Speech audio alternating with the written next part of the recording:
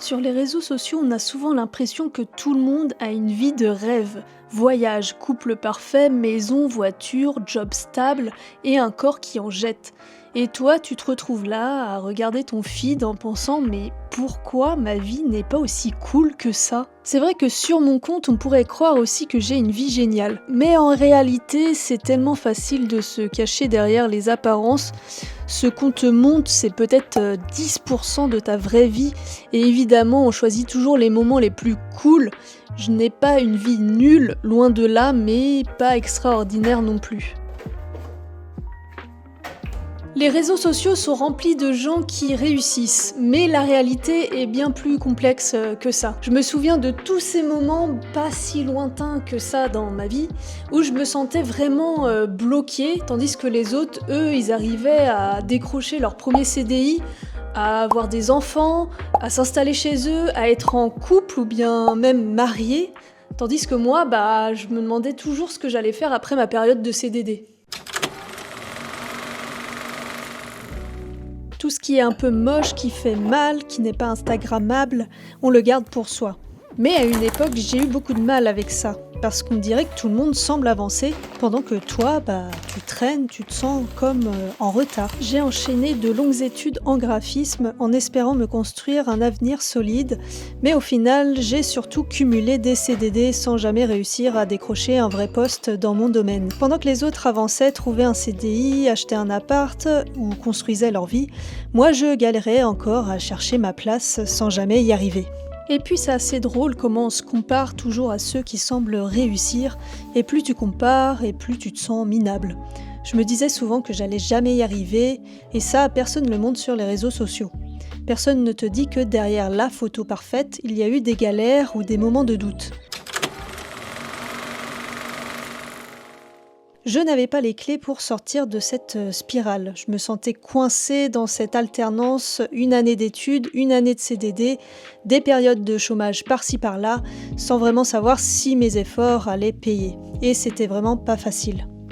Quand t'es dans une période de chômage, t'as vraiment l'impression de rater ta vie ou d'avoir loupé quelque chose. Pendant que tout le monde autour de toi vit son petit bonheur, son petit train-train quotidien, toi, t'es là à te demander ce que tu vas faire demain. J'ai toujours eu l'impression d'être en retard dans ma vie. Je me sentais totalement inutile, inférieure aux autres, et dès que je me baladais au centre-ville et que je croisais des gens, je me sentais honteuse de ne pas travailler, je me sentais honteuse d'être là, j'avais l'impression de ne pas mériter d'être là. Mais il y a quelque chose qui m'a aidé à tenir bon pendant tout ce temps. Comme vous le savez, le sport, la course à pied m'a bien aidé. C'est fou mais c'est vrai. La course m'a permis de garder un minimum de discipline, de structure dans ma vie, parce que malgré tout, même si je me sentais en retard dans ma vie, la course m'a appris à avancer à mon rythme, à avoir une meilleure confiance en moi. J'ai appris à apprécier le moment présent, à m'accrocher à tout ce qui faisait du bien. Et petit à petit, ça a changé des choses. J'ai trouvé un certain équilibre, un équilibre fragile au début, mais suffisamment solide pour me sortir de cette période de confusion. Depuis 2022, j'ai enfin trouvé ma stabilité. Enfin presque, ça n'a pas été facile, loin de là, mais aujourd'hui j'ai un job et je ne pourrais pas être plus fière de l'avoir enfin décroché. Quand je repense à ces moments où j'arrivais même pas à savourer à 100% mes vacances car je me sentais pas légitime car je bossais pas à temps plein, ou à toutes ces périodes où j'étais au chômage à me demander si un jour j'allais enfin devenir adulte, je me rends compte à quel point tout ça a changé. Aujourd'hui, je me sens bien dans ma peau, j'ai un toit, un salaire fixe et je peux enfin respirer.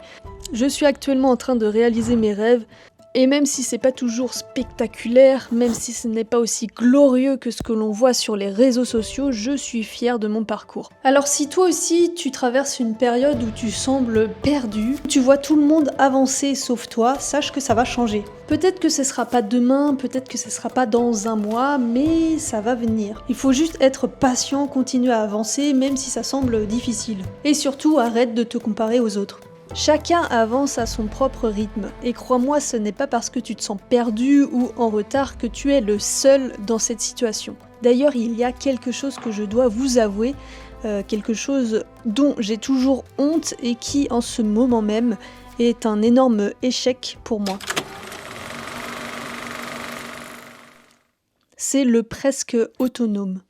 Donc là, vous allez me dire que ça y est, j'ai réussi à rentrer dans le moule et que maintenant tout va bien, je suis heureuse dans ma vie, mais j'ai 31 ans et je vis encore chez mes parents.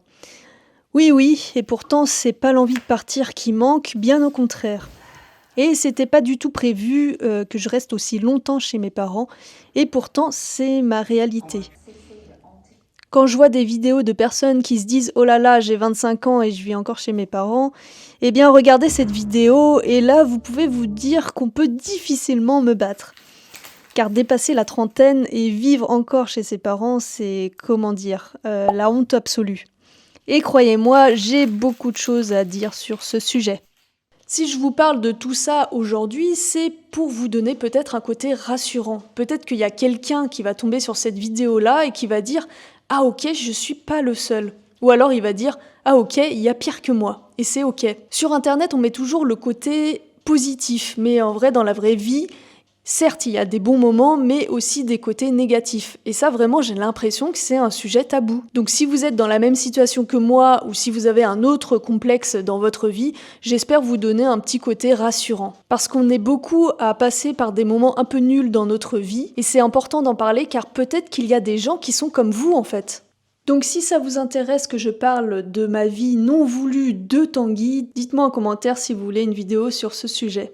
Comme quoi, même après avoir trouvé une certaine stabilité, ma vie reste un peu hors des sentiers battus.